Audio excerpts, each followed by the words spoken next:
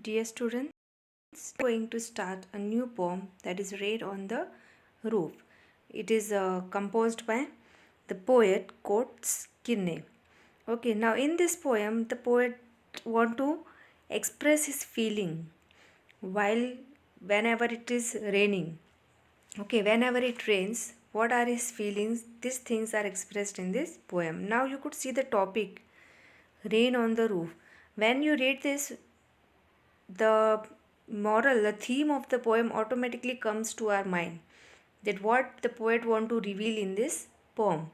Now rain on the roof is actually the poet want to reveal his ideas, the importance of nature in our life.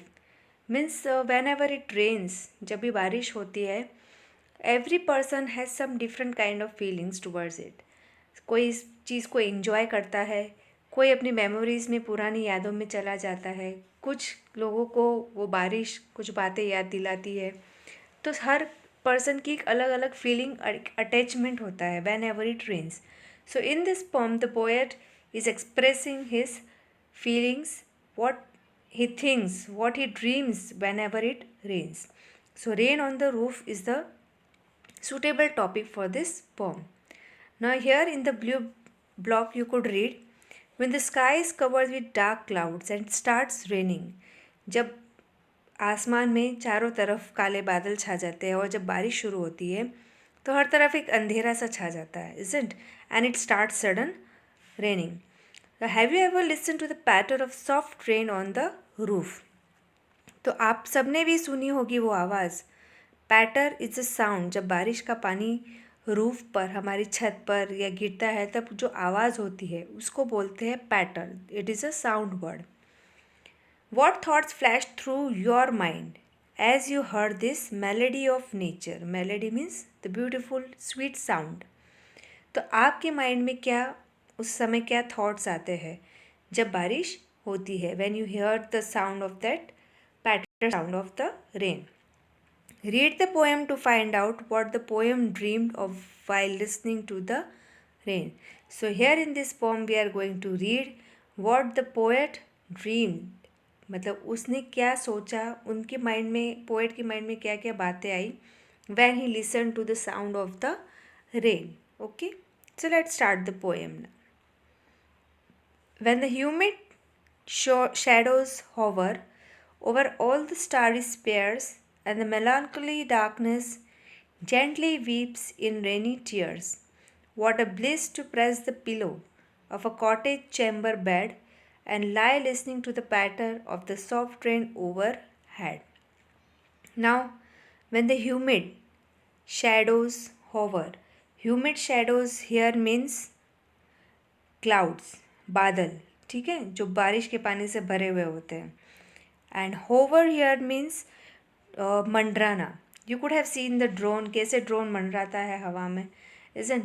तो same thing here, जब काले बादल आसमान में मंडराते हैं. कहाँ पर? Over all the starry spheres. Starry spheres means group of stars, ठीक है. और जब ये ग्रुप ऑफ स्टार्स सारे गायब हो जाते हैं, ऐसे लगता है काले बादलों से वो ढक गए हैं, ठीक है. तो melancholy and the melancholy darkness, melancholy here means sadness, ठीक है, उदास होना. तो when the melancholy darkness gently weeps in rainy tears, तो यहाँ पर कितना ब्यूटीफुली डिस्क्राइब किया है कि वो जो अंधेरा उस समय छाता है, ठीक है, एक उदासी होती है मन में जब अंधेरा होता है.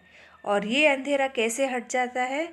जब वो ही बादल वीप्स इन रेनी टीयर्स. तो यहाँ पर बादलों को रोते हुए बताया है, इजंट? वीपिंग मीन्स टू रे और टीयर्स मतलब आंसू. तो यहाँ पर बादलों को कैसे शो किया है कि जब वो बादल रोते हैं, उनकी आंखों से जब आंसू बरसते हैं, तो वो जो उदासी भरा जो सीन होता है उस समय, जो अंधेरा छा जाता है बादलों का, वो हट जाता है, ठीक है. तो gently weeps in rainy tears, what a bliss.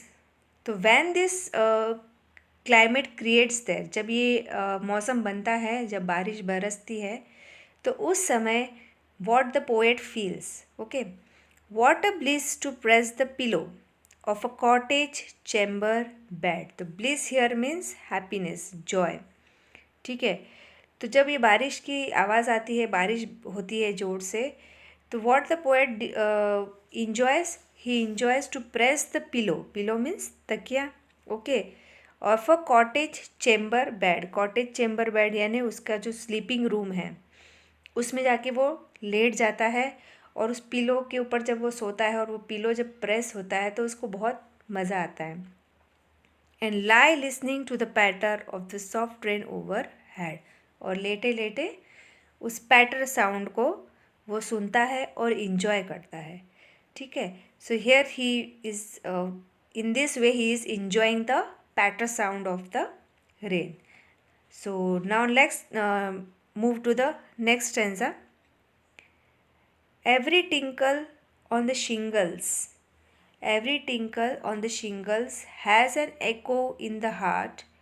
1,000 dreamy fancies into busy being start, and 1,000 recollections weave their air threads into woof as I listen to the patter of the rain upon the roof.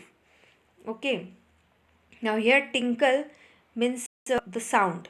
Okay, sound होता है ringing sound. जब हम कोई घंटी बजाते हैं जो sound होती है उसको हम टिंकलिंग साउंड कहते हैं. On the shingles, shingles here means wooden tiles. ठीक है, वुडन फ्लोर होती है, लकड़ी की जो टाइलें होती है उनको शिंगल्स कहते हैं. तो every tinkle on the shingles has an echo in the heart.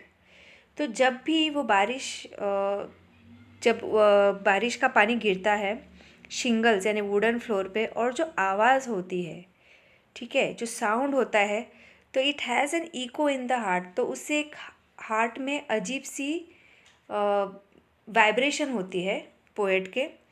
And 1,000 dreamy fancies into busy being start. Here 1,000 dreamy fancy into busy being start. Here busy being is said to refer to mind.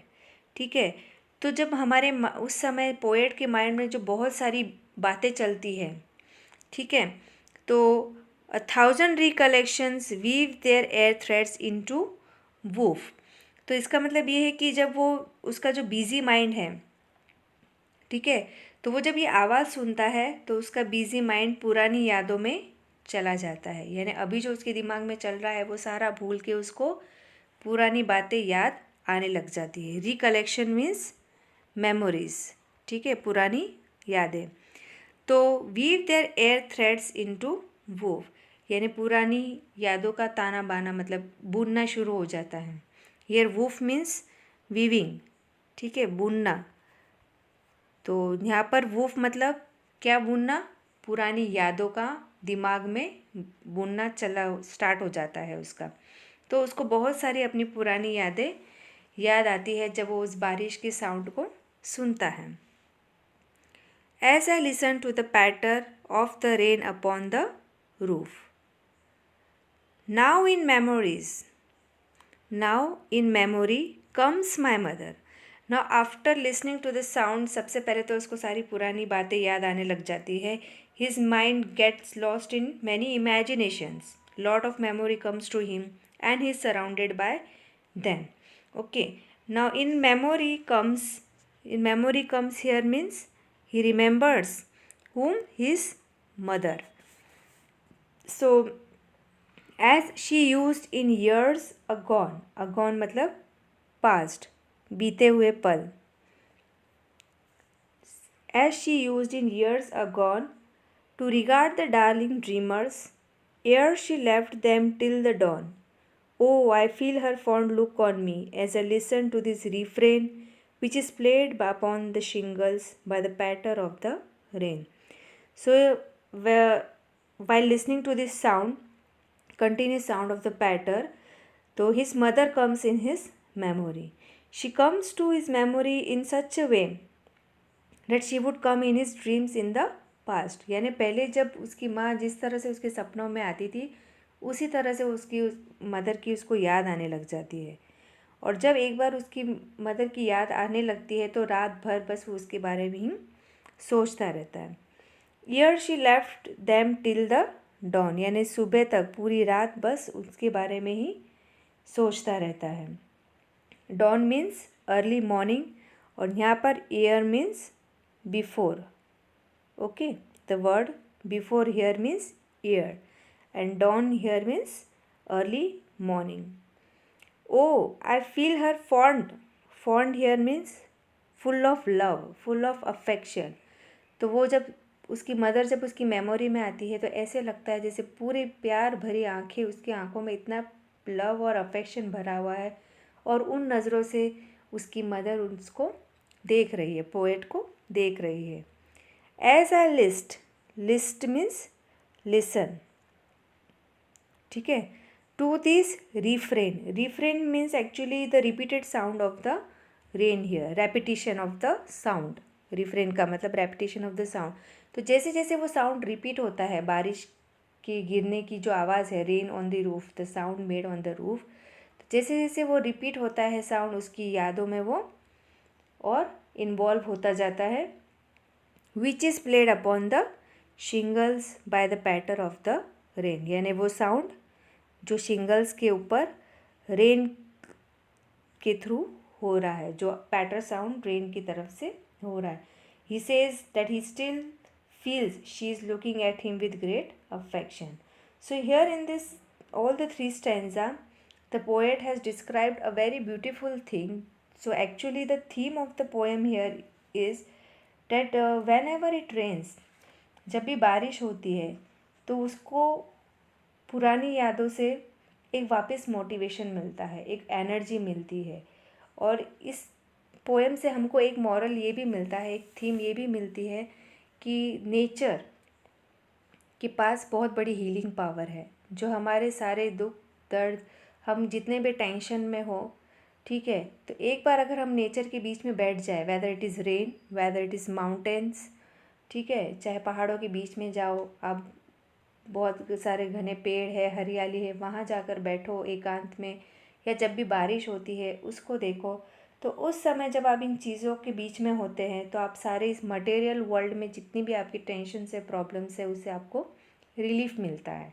So here the poet is he conveys the message that the mother nature has a great healing power, and this poem also reveals that the poet is a great lover of nature, his mom, his mother, okay, and even the music. He likes to listen to the sound of the soft falling on the rain. Okay, so this is the poem the poet want to convey here.